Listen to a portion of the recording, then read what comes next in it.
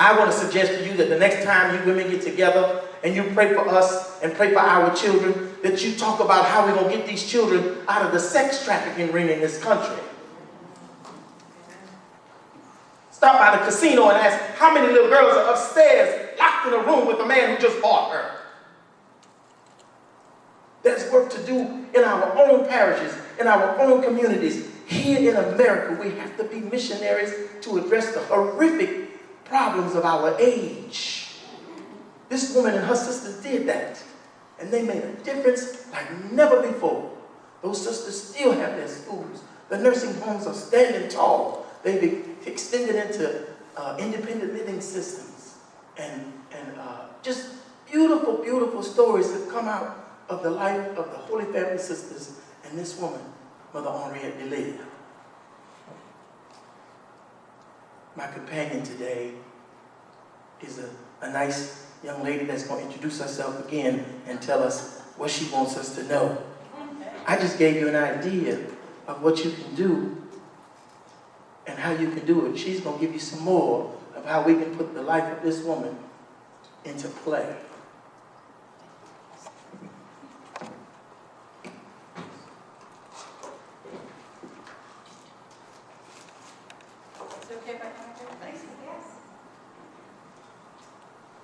Good afternoon. Good afternoon. Thank you, Pamela, for inviting me to participate in this. She asked me to talk on aging and social justice.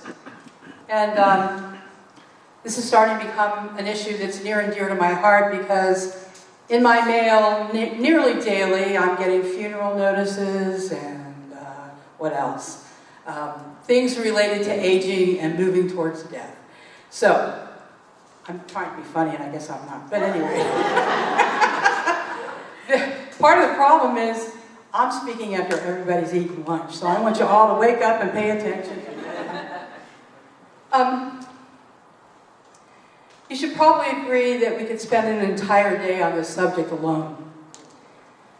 There are many issues that call our attention to social justice concerns in our society today, especially those that have the spotlight in the media. However, issues related to disability and aging often get left behind. So how is aging to be understood as an issue of social justice? The aging and the elderly are a dramatic characteristic of our times. The number of Americans aged 65 and older is projected to nearly double from 52 million in 2018 to 95 million in 2060. And the 65 and older age group's share in the total population will rise from 16% to 23%. That's a huge jump. I know here all you have to do is travel around a few blocks in any direction and you will note the increasing number of retirement communities and nursing homes.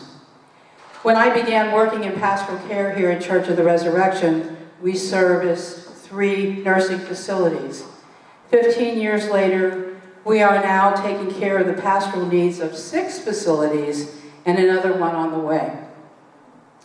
In the 19th century, the experience of lengthy retirement years was extremely rare. Retirement was looked at as a short epilogue to one's life. But due to longer life expectancy, old age now constitutes a distinct and lengthy life stage. The fastest growing segment of the population are those 85 and older. Now, standing here today, right now, I feel so young, but I know I'm moving in that direction. So what is the difference today? The differences lie primarily in the increased life and health expectancy of individuals and the fact that they have achieved higher educational levels compared to years ago. This all contributes to a new segment of the human life course, which some refer to as the third age. Because of the changes over the years in life expectancy, we need to take a fresh look at the moral sense of fostering a society in which the elderly are enabled to remain meaningful participants in the community. And participation is my primary focus of my talk today. Aging expert Harry R. Moody has been a pioneer in analyzing U.S. public policy regarding aging, particularly in pointing out the underlying social attitudes reflected in our policies and programs. A major part of Moody's work has been to critique social policies and attitudes that are oriented toward the weaknesses and dependencies of old age rather than toward its capacities. In his work, Abundance of Life, Moody offers an overview of public policy toward the elderly in the U.S., and he writes, "One of the principal arguments here is that policies that address the deficits of old age without attending to the opportunities are in fundamental error. We offer old people help with their needs, but do nothing to nurture the strengths that might allow people to solve their own problems." And actually, there's been changes in that, and I've seen that over my 15 years of going into nursing homes and retirement communities. There has been some change. But there's still that element of that I notice on a regular basis where elderly people are almost invisible. They're sitting in hallways, and people walk past them as though they're not there. I become acutely aware of it in my own situation. My mother just has, for the past 10 years, been in a nursing facility. I'll get into that a little bit later. But I think we need to take a look and become more aware of how we are relating to elderly people in our society. One of the principal arguments here is that policies that address the deficits of old age without attending to the opportunities are fundamentally in error. Jane Boyajian, an ombudsman for the elderly in Washington State, uses the language of self-determination to suggest we approach the elderly with a new agenda, which respects their desire to make choices and direct their lives according to their value system and life experiences.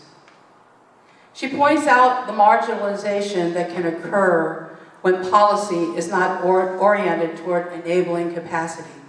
She states, "We need to see elders not as recipients of our programs, though they are, but rather as members of our community in the present.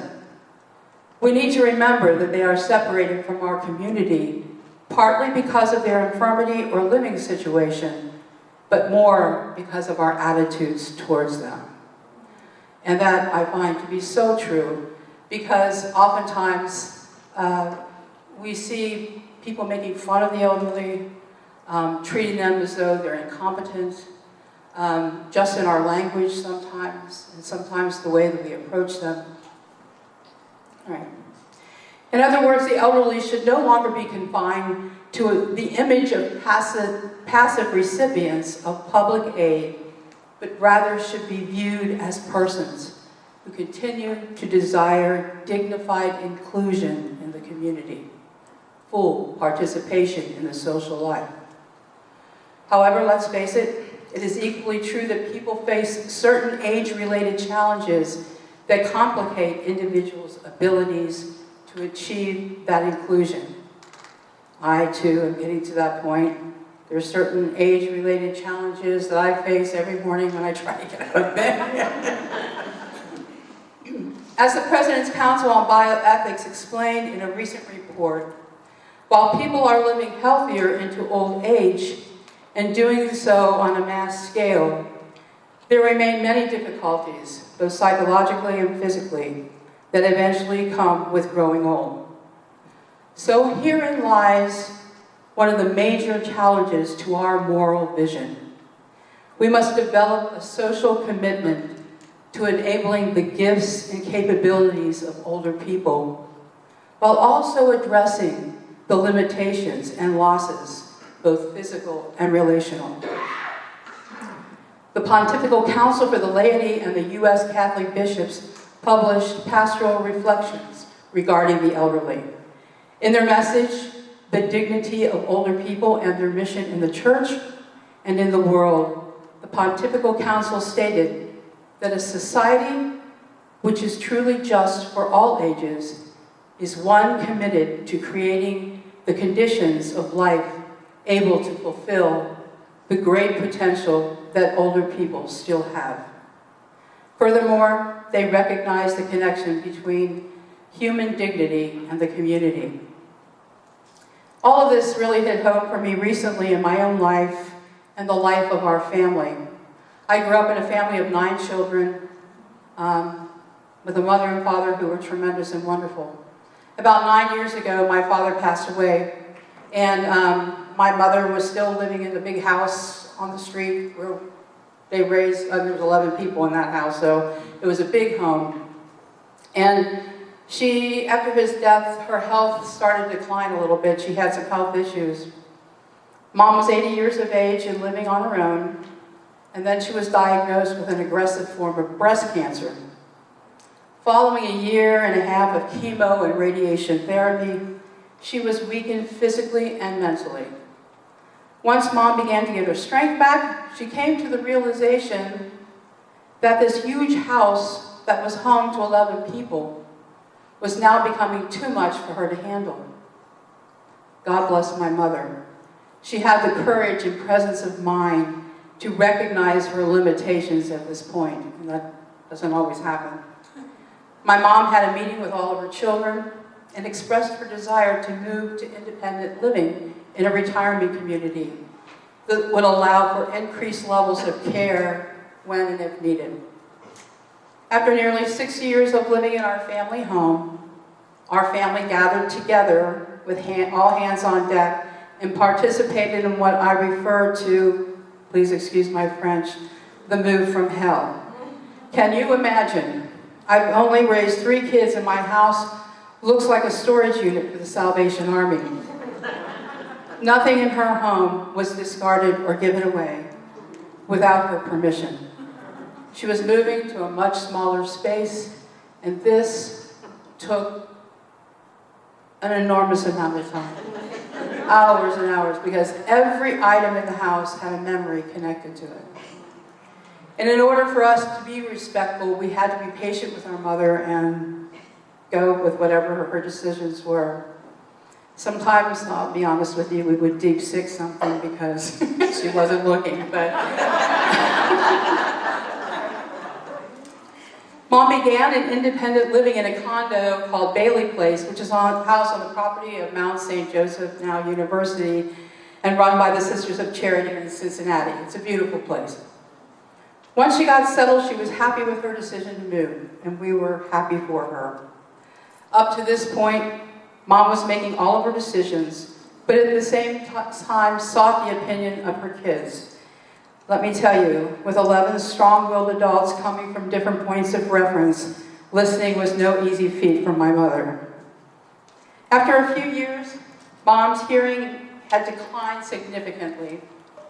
She also developed macular degeneration. She could no longer see, or she could see, but her sight was greatly impaired. She was still driving, but limited herself to like a few block radius. One afternoon, during one of my brother's visits, he came into her condo and declared to her, "You're not driving anymore. I'm taking your keys, and that's the end of it." He took her keys to her car, and he left. Let me tell you, this was a game changer. My mother had no say. It was just like that. Up until this point, she was making very good decisions. She was discussing her concerns with her family, would offer our input, and she would ultimately respect our decisions, and we would respect hers. This episode rattled her to the point where we noticed her becoming guarded, and sometimes even childlike, almost afraid to express her feelings for fear one of us would override her or shoot her down. As a result, little by little, my mom began to turn over her decisions and hesitate to express her desires. I mean, it was like a curtain fell. At this point, Mom told us now she was ready for assisted living, And that was a much easier move because we had gotten rid of so many things, and her living space was much smaller. Not long after that move, she had 2 strokes and a couple of falls requiring hospitalization, which brought about more decline physically, as well as some cognitive deficits. Mom was also then diagnosed with dementia at this point. She was always a very social person, but as she declined mentally and physically, so did her participation in the community where she lived, or with decisions concerning her care. And what I noticed from people reacting with my mother, that if she would hesitate or seem to be frightened that she wasn't catching the words or things weren't coming out the way that she hoped they would, people would look at her funny, and all of a sudden eye contact would be with whoever was with her, not with her anymore. And I think what that creates for the individual is, I am not of value anymore. I will tell you, the entire process for my mom from start to finish made me aware of the many things when it came to justice for the elderly. There are so many issues related to that. But the most glaring of the injustices was the discouragement of participation. It's so much easier. It's like with little kids. I'll just do it for you, get out of my way, kind of a thing. And I noticed that was happening. The shift of eye contact from my mother to whatever adult was in the room at the time, as though she was invisible. The childlike tone that was used when speaking to her. Instead of posing questions to Mom directly regarding her likes and dislikes, some of the staff would skip her input and defer to one of us. We repeatedly referred back to our mother. While questions of patient autonomy and rights are important, the vision of a just society for the elderly, informed by participation, emphasizes the problem of institutionalized marginalization from society. We are led to ask, are nursing homes run in such a way that they create conditions of life that allow the elderly to realize their full potential and participation? I have noticed a positive shift in that direction, but still many nursing facilities fall short. And I think sometimes they almost seem like a warehouse for older people, which is very sad to me. But it's getting better.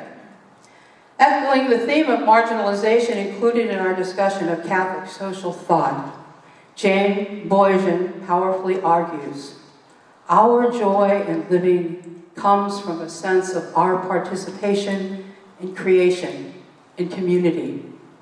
So separation from others, isolation by word or deed, illness, age, or dying, is the epitome of loneliness, of aloneness, in its most fundamental sense.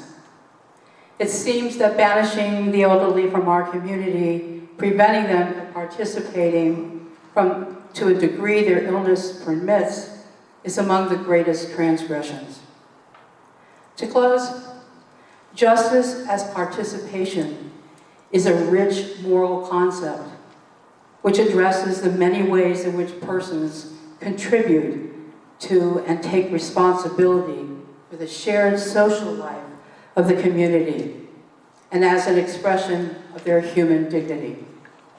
As the U.S. Catholic bishops said in Economic Justice for All, basic justice demands the establishment of minimum levels of participation in the life of the human community for all persons. The ultimate justice is for a person or group to be treated actively or abandoned passively as if they were non-members of the human race. To treat people this way is effectively to say they simply do not count as human beings.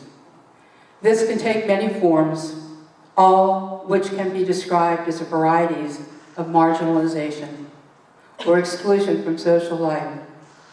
These are good things to think about, related to the importance of participation of our elderly as social justice. It doesn't require billions of dollars to affect change. It requires a shift in our thinking and an awareness of our actions. Thank you.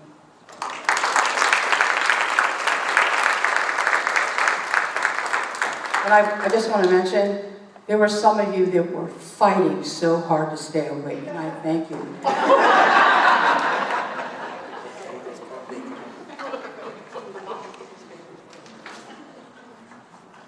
Questions? This is the part that they get to ask you questions. Am I 85? No. Questions about Mother Henriette, or questions about elder care? And yes, ma'am. Yes, my question, you mentioned the movie that was done about her. What was the name of it? It was in the beginning. Courage to Love. You want to Google Vanessa Williams, Yes. The Courage to Love. Miss Williams is a great supporter of the sisters on an ongoing basis. She's often a guest at their annual gala. She's a celebrity. You remember she was Miss America at some point. She became an actress, and she gave her gifts back to the sisters because she's also a good Catholic girl. At least now she is. Does the parish have like an intergenerational ministry, or is there ever a time where there are opportunities to have elders and youth together and working together and helping to pass the torch to, get more youth involved in ministry? Yes, we're actually working on that right now. So, I mean, our youth ministers are working to kind of, sometimes it's a little bit difficult because of the timing of things. We have a very large Young at Heart group here for people 55 and older, and they're very active. They're probably the funnest group in the parish. And hooking up times during the day for them versus in the evening for our young people is a little bit difficult. But we do things. We have Lumen Christi Day coming up where people of all ages can participate and so forth, but probably would like to have more. In the back, can you stand up so we can hear your question? I have a question about the use of the terminology around Henriette. I talk about her in my class sometimes, and talking about church history, and I've had students kind of offended by the term quadroon. You're offended by the term So quadroon. I've had students say they were. Yes, I'm a Creole, an African-American male. And most of us from the South who are Creoles were highly offended by the term mulatto, quadroon. That was a system of dissecting the races so that you can find out what laws or what privileges you could have, because you were denied certain privileges based on who you were identified as by a law that was passed. So if your students are offended, that's not uncommon. What would you suggest for teaching it in the classroom? First, teach them that they're children of God. That's the first thing. I'm sure you're doing a fine job of that. The second thing I would suggest is that you approach it from the way we've approached it today, that it's a harsh historical fact. But people and then show them the face of this beautiful woman. If your children have not seen the face of this beautiful woman, I beg that you show them her face. And know that she just simply identified herself as a servant of God. And if they choose to identify themselves as Creoles or otherwise, then give them that opportunity. But let them know that, if you're offended, that's not uncommon. And ask them, how would you like to be identified as? Because, that's important in our community. People label these women so much so. What's the one thing you notice about, I hope that answered your question. What's the one thing you notice about this religious woman? Take a good look at the picture. What's missing? Her veil. Just like Mother Lang could not wear the veil, the Sisters of the Holy Family in Louisiana could not wear the veil. They were not given that privilege until later in their formation as sisters and later in life. And for that reason, if you meet a sister of the Holy Family and she don't have her veil on, it's community hour in the convent after 5, and you are next. Because it's going to be hard to find a Holy Family sister without a veil. Because they were denied. There was a law, it was called the Tillon law. There was a law at the time, Tion is Creole for scarf. Black women had to wear a scarf around their head because they were accused of stealing the white men from the white women based on the beauty of the long black hair, long dark hair. And so they were ordered by the local government to wrap up their hair and cover it with a scarf. So many times in that area you would see pictures of portraits, mostly because they didn't have the camera, but portraits of women, and you'll see them in scarves. And then when the sisters came along, they either wore a bonnet or didn't wear a veil at all. But because the women who were not women of color, the white sisters, did not see these women holding the level of dignity that a normal religious woman would have, and the hierarchy at the time buying into that, they were not allowed to veil. That's the same story as the oblates. Am I right? Well, I'm telling you for sure. They were not allowed to wear the veil. That's the reason. All right? Questions? I'm sorry, I mean, you were pointing to somebody. Father Taylor has his hand. Father Taylor wanted to make a comment, because surely I can. Father know more than I do. Come on, Father, don't be shy. Actually, I forgot what the question was. Oh, yeah. He having a senior moment, y'all. How appropriate as we talk about elder care. You listen, we all have it in y'all. Huh? The Holy Spirit is in the room, huh? He came back and see what happened. The Holy Spirit take care of you, won't she? Listen. In the Archdiocese of Cincinnati, we have a program with our Catholic Social Services called Foster Grandparents. Our foster grandparents are involved in our schools, and they also receive a small compensation for volunteering in our schools. Sometimes we call it the Foster Grandmother Program. Why? A lot of women are in it. It's the Foster Grandparent Program, but it helps with that intergenerational learning. And it's been something that we've used in the Archdiocese of Cincinnati very well in a lot of our schools and parishes to involve our seniors in our intergenerational educational experiences. Something you may want to consider also. I recently had the opportunity to speak to Sister Greta, the former superior of the Sisters of the Holy Family. And I said, Sister Greta, what would you have me to tell this crowd in Ohio? She said, pray for the community and pray for another miracle. Mother Delil's last miracle is is having a hard time making it through the investigation process. So pray for them and pray for the miracle that's been, this alleged miracle that they gave to Rome is under great scrutiny. And they're worried about whether it's going to make it through or not. Your question? No, I just wanted to also comment about the foster grandparent program. We do have it here in Columbus, but we also have the senior companion program where seniors help other seniors so that they are not isolated as well. Because we know that the isolation causes a lot of other health problems among our seniors. Isn't that beautiful? If you're hearing this, isn't it beautiful? Maybe it's helpful. Did you have a question? Yes, in terms of sainthood for African Americans or people of color. Not that the standard should be different, but why is it so difficult? Oh, the standard ain't difficult. It ain't different. This is the same process whether you blue, black, white, or purple. I can prove that because I got in touch with the Kateri Tekakwitha camp. She's the first Native American saint in this country. I know and was raised by the Sisters of the Blessed Sacrament, Mother Catherine Drexel. She was going through her process. So walking with the sisters through Mother Drexel's process of canonization, I consider myself a godchild of Catherine Drexel, because so many SBS women, Sisters of the Blessed Sacrament, raised me. If I was a female, I'd have been a nun, and I'd have been a Sister of the Blessed Sacrament. Trust me. It's the same process. It's the same cross. It's the same joy. And it's the same financial burden. It's the same. But listen, if y'all get stuck on the troubles, you won't see the joys that we're talking about today. Don't let that burden you. Acknowledge it, accept it, and carry it.